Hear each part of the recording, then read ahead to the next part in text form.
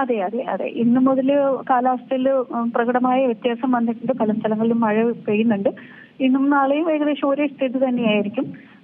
കൂടുതലും തീരപ്രദേശങ്ങളിലേക്കാണ് മഴ പെയ്യാനുള്ള ഒരു സാധ്യത. 12-ാം തീയതി മുതൽ, അതായത് മറ്റന്നാൾ മുതൽ മഴയുടെ ശക്തിയും കൂടും. അതിന്റെ ഒരു മൊത്തത്തിലുള്ള ഒരു വ്യാപ്തിയും കൂടും. കേരളത്തിൽ പരക്കെ മഴ പെയ്യും. വടക്കൻ ജില്ലകളിൽ നമ്മൾ ഓറഞ്ച് അലർട്ടാണ് കൊടുത്തിരിക്കുന്നത്, അതിശക്തമായ മഴയുടെ ഒരു സാധ്യതയുള്ളതുകൊണ്ട്.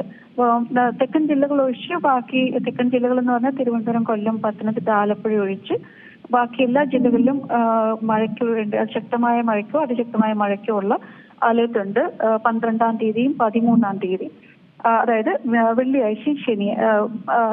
വ്യാഴാഴ്ചയും വെള്ളിയാഴ്ചയും.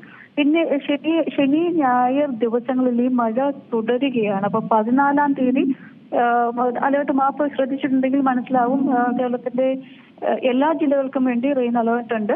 അതിൽ വടക്കൻ കേരളത്തിനും മധ്യ കേരളത്തിനും ഓറഞ്ച് അലേർട്ടാണ് ഉള്ളത്. തെക്കൻ ജില്ലകളിലേക്ക് യെല്ലോ അലേർട്ട് മാത്രമേ ഉള്ളൂ. കാരണം മഴ അതിശക്തമായ മഴയ്ക്കുള്ള സാധ്യതയില്ല, അതുകൊണ്ട് യെല്ലോ അലേർട്ടാണ്.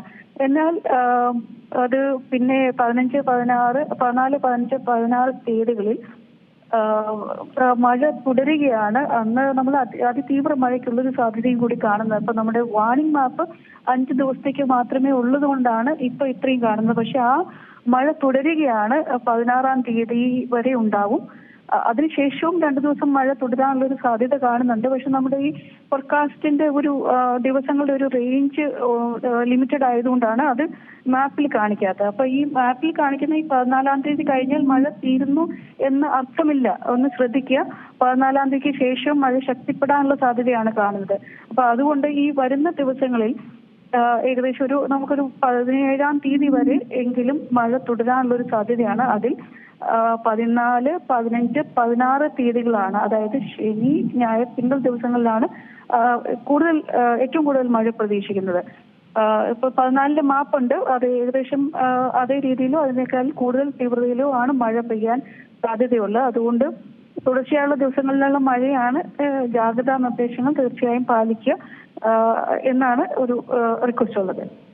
അതായത് കഴിഞ്ഞ തവണ, അതായത് ഇത്തവണ ഇപ്പോൾ കാലവർഷം നേരത്തെ എത്തുന്ന ഒരു സാഹചര്യത്തിൽ വ്യാപകമായ മഴ തന്നെ ലഭിച്ചിരുന്നു.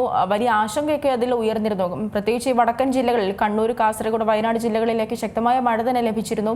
ആ സമയങ്ങളിൽ വലിയ രീതിയിലുള്ള ജാഗ്രതാ നിർദ്ദേശങ്ങളടക്കം നൽകുകയും ചെയ്തിരുന്നു.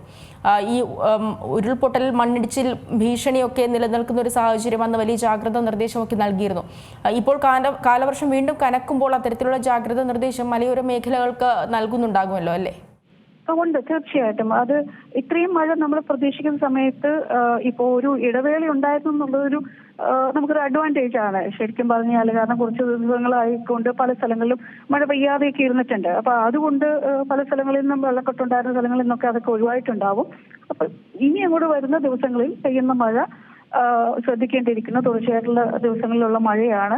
ഇതുപോലെ മലയോര മേഖലകളിൽ പ്രത്യേകിച്ചും ജാഗ്രത പുലർത്തേണ്ട ഒരു ആവശ്യമുണ്ട്.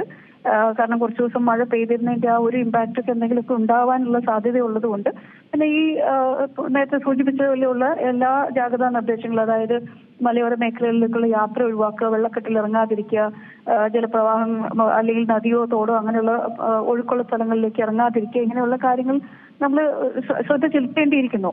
അത് പലപ്പോഴും നിങ്ങളുടെ റിപ്പോർട്ടിലൊക്കെ ആണെങ്കിൽ പോലും കാണാറുണ്ട്. പക്ഷെ അത് എന്താ പറയുക, പരമാവധി ഒഴിവാക്കി നമ്മൾ നമ്മുടെ സുരക്ഷയെ കരുതി അങ്ങനെയുള്ള കാര്യങ്ങളൊന്നും ചെയ്യാതെ, റിസ്ക് എടുക്കാതെ എല്ലാവരും ശ്രദ്ധയോടെ ഇരിക്കണം എന്നുള്ളൊരു അഭ്യർത്ഥനയുണ്ട്. ഏറ്റവും പുതിയ വാർത്തകളും വിശേഷങ്ങളും വിരൽത്തുമ്പിലറിയാൻ സീ മലയാളം ന്യൂസ് എല്ലാ ഡിജിറ്റൽ പ്ലാറ്റ്ഫോമുകളിലും ലഭ്യം.